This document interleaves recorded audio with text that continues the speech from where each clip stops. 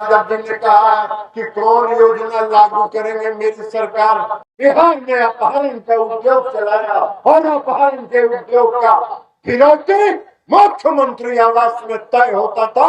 ये पूरे बिहार की जनता जानती है इस बात को, और आप कह रहे हैं योजना चलाएंगे। और बाबू के तो बोले का हिम्मत नहीं था नीतीश कुमार के सामने, और उनका बोलो भैया कहाँ है, कहाँ बढ़िए हाथ नहीं लगने वाला। नमस्कार, मैं रजनीकांत, साथ में आप सभी का बहुत बहुत स्वागत है। रविवार को नालंदा के श्रम कल्याण मैदान में केंद्रीय मंत्री ललन सिंह ने राजद पर जमकर हमला बोला है। हमला बोलते हुए बहुत सारी बातें कह दी। अब तो उन्होंने जंगल राज की भी याद दिलाई। लोगों से कहा है कि अब बटेर के हाथ में सत्ता लगने नहीं देंगे। अब बटेर राजनीति का कौन है यह तो ललन सिंह बेहतर जानते होंगे, मगर हमला स्पष्ट रूप से राजद पर ही था। और बीच बीच में तो लालू यादव का नाम लेते हुए उन्होंने कहा कि इनके पिता की औकात नहीं है बोलने की, मगर बेटा बहुत कुछ बोल रहा है। अब बेटा ने क्या कह दिया है वो भी मैं बताता हूं। तेजस्वी यादव ने एक ऐलान किया है महिला सम्मान योजना को देखते हुए, माई बहन मान योजना, जिसमें 2500 रुपये देने की बात कही गई। इस योजना के ऐलान के बाद से ही बिहार की राजनीति में बहुत सारी कसमसाहट देखने को मिल रही है। चिराग पासवान ने भी कहा है कि बातें तो बहुत बड़ी बड़ी हो रही हैं, मगर देंगे कहां से। ललन सिंह ने भी कहा है कि जिसके पूरे खानदान ने पूरे बिहार को लूटा है, डर और भय के माहौल में जंगल राज देखने को मिला है। अब उनके लोग जो हैं और उनके पुत्र जो हैं अब योजनाओं की बात करते हैं। जो कहते हैं वो करते नहीं है, जो करते हैं वो कहते नहीं है। आखिर तेजस्वी यादव को इस योजना की जरूरत क्यों पड़ी? थोड़ा सा बैकग्राउंड में चलते हैं तो महाराष्ट्र से लेकर झारखंड की मैया योजना ने नैया पार लगा दी। हेमंत सोरेन मुख्यमंत्री बन गए, ये योजना हिट हो गई। मध्य प्रदेश में आपको याद होगा लाडली बहन योजना जो था, लाडली बहना, उस योजना ने मध्य प्रदेश में शिवराज सिंह चौहान का कद कितना ऊपर कर दिया था ये किसी से छिपी हुई नहीं है। महाराष्ट्र में महालक्ष्मी योजना थी।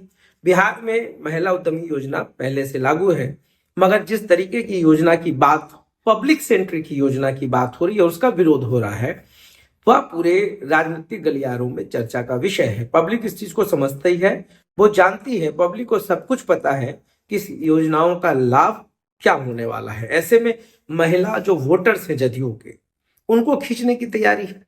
राजद इस चीज को बहुत अच्छे से समझती है कि जदयू का कोर वोटर्स अगर कोई है तो आज के दिनों में या तो बिहार की बेटियां हैं या महिलाएं हैं, और महिलाओं का योगदान सबसे अधिक है। इसी चीज को केंद्रित करते हुए तेजस्वी यादव ने अपने तरफ से एक पहल की है। पब्लिक सेंट्रिक योजना है, हर योजना का विरोध होना भी जरूरी नहीं है कि बिहार की राजनीति में हर चीजों का विरोध हो। आपको याद होगा कि आरसीपी सिंह पूर्व केंद्रीय मंत्री ने कुछ कहा नहीं, मगर इंडोर्स जरूर किया इस योजना का, और कहा कि पब्लिक के हित में जो योजनाएं हैं वो सही है, उस पर कोई कटाक्ष नहीं हुआ। मगर ललन सिंह काफी हमलावर हैं। जदयू के कई प्रवक्ता, कई नेताओं ने कहा है कि ये सब बातें कहने की है। अब ऐसे में रोहिणी आचार्य तेजस्वी की बहानी, वो उन्होंने बहुत ही बड़ा स्टैंड लिया है। और जंगल राज पर तो उन्होंने कहा है कि अगर जंगल राज की बात करते हैं तो लालू जी के समय में कम से कम छात्रों पर लाठी डंडा बरसाने वाला कोई नहीं था, छात्रों को थप्पड़ मारने वाला कोई अधिकारी नहीं था, विधायकों की, जनप्रतिनिधियों की बात सुनी जाती थी। मगर नीतीश जी के सरकार में क्या है, विधायक का कोई बात नहीं सुनता है। जनप्रतिनिधियों को हिम्मत नहीं है कि वो किसी भी ब्यूरोक्रेट्स के ऊपर अपनी बात को कह दे या कड़ाई से उसका पालन करवाते। ये तो पूरे बिहार के सिस्टम की बात हो रही है। और जंगल राज पर क्या बिहार में अब कोई क्राइम नहीं होता है? हालांकि रोहिणी आचार्य ने कहा है कि ये बहुत ही अच्छी योजना है। उनके भाई ने जो ऐलान किया है तेजस्वी यादव ने, ये बहुत ही सकारात्मक पहल है। और जदयू जिस तरीके से स्टैंड ले रही है, इस योजना का विरोध कर रही है, इससे यह दर्शाता है कि महिलाओं के लिए उनके मन में कौन सी चीजें हैं, कितना महत्वपूर्ण है बिहार की महिलाएं, यह सब कुछ बिहार की जनता देख रही है। तो रोहिणी आचार्य का स्टैंड है, तेजस्वी यादव चाहते हैं कि 2500 रुपये हर के खाते में चली जाकर उनकी सरकार आ जाती है। और यह भी विपक्ष मान रहा है। महागठबंधन के बड़े बड़े नेताओं से बात की, उन्होंने कहा है कि इस योजना का डर इतना समा चुका है जदयू को कि यह मान के चल रही है कि अगर तेजस्वी यादव की सरकार आ गई तो कहां से देंगे। इसका मतलब ये मानते हैं ना कि तेजस्वी यादव की सरकार आने वाली है, अगर आ गई तो जिस तरीके से नौकरी दिया, जो कहा वो किया, उसी प्रकार से इस योजना को लागू की जाएगी। और राजद के बड़े बड़े नेताओं ने तो यह भी आरोप लगाया है कि जिस जंगल राज की बात कर रहे हैं, आज ललन सिंह कहते हैं कि 2 बार मौका दे दी, तो मौका दिया ही क्यों? सत्ता का लोभ किसे है? राजद ने कभी भी नहीं कहा कि हम गठबंधन करना चाहते हैं। नीतीश कुमार उनकी पार्टी स्वयं आई और उन्होंने गठबंधन किया है।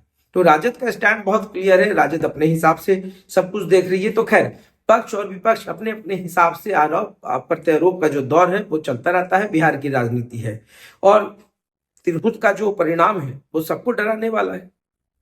आप देख रहे होंगे, परंपरागत जदयू की सीट थी, देवेश चंद्र ठाकुर वहां से जीतते रहे। उनके इस्तीफे के बाद जो है वहां पर चुनाव हुआ और एक निर्दलीय व्यक्ति ने चुनाव को जीत लिया। जदयू चौथे नंबर पर चली गई, जनसुराज दूसरे नंबर पे, राजद तीसरे नंबर पे। तो जो वोटर्स थे जदयू के, उन्होंने भी निर्दलीय उम्मीदवारों पर ही अपना भरोसा जताया और जदयू को मुंह की खानी पड़ी। तो ये जो स्टैंड है श्रम कल्याण मैदान में, बिहार शरीफ में, जिस तरीके से ललन सिंह बहुत सारी बातों पर कह रहे थे, तो राजद यह भी एंगल दिखाने की कोशिश कर रही है कि जिस वोट बैंक पर आप आहें भरते हैं या जिस वोट बैंक पर आप दम भरते हैं, तिरहुत का रिजल्ट भी देख लीजिए। तो पूरी राजनीति में योजनाओं का जो काम है और योजनाओं का जो लाभ है, वो नाम और काम के बदौलत कई सरकारें बन गई हैं, जिसका ज्वलंत उदाहरण आप झारखंड में देख सकते हैं, मध्य प्रदेश में देख सकते हैं। तो बिहार में, महाराष्ट्र में महालक्ष्मी योजना थी, उसके कारण से भी बहुत सारे वोटर्स टर्न अप हुए, महिलाओं का अच्छा खासा झुकाव रहा।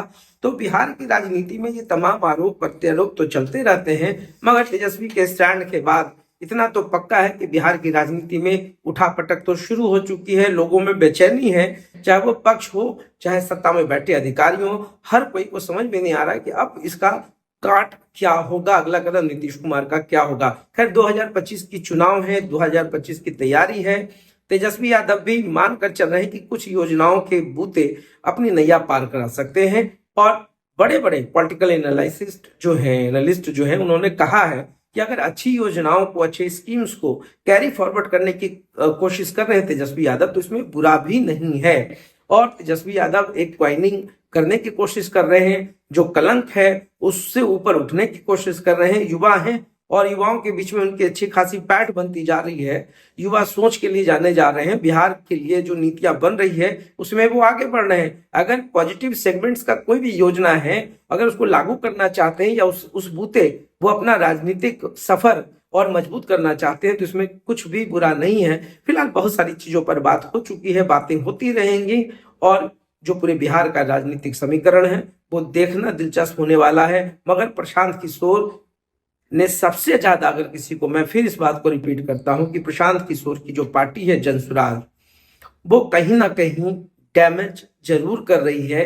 इधर आरसीपी सिंह की पार्टी आशा भी तमाम पूरे बिहार में ब्लॉक स्तर पर अपने अपने अधिकारियों का गठन कर चुकी है। तो ऐसे में बिहार में प्रशांत किशोर चुनौती होंगे, आरसीपी चुनौती होंगे, क्या कुछ होगा, क्या महागठबंधन की ओर झुकाव होगा या एनडीए की ओर आरसीपी जाएंगे, इन तमाम चीजों पर भी हमारी निगाह है। बिहार की राजनीति है, राजनीति में सब कुछ संभव है, मगर डरने डराने का जो खेल है अब सिर्फ बिहार तक ही सीमित नहीं है। यूपी, महाराष्ट्र और कई जगहों पर तो ये जो डरावने स्लोगन्स हैं वो गढ़े जा रहे हैं, वोट बैंक्स को टर्न अप किया जा रहा है, मगर बिहार की सत्ता किसके हाथ लगेगी वो भी देखना दिलचस्प होगा। तो माई बहन मान योजना कितना मान और सम्मान तेजस्वी यादव का रख पाती है चुनाव में, वो भी देखेंगे। तो देखते रहिए साथ। बहुत बहुत धन्यवाद।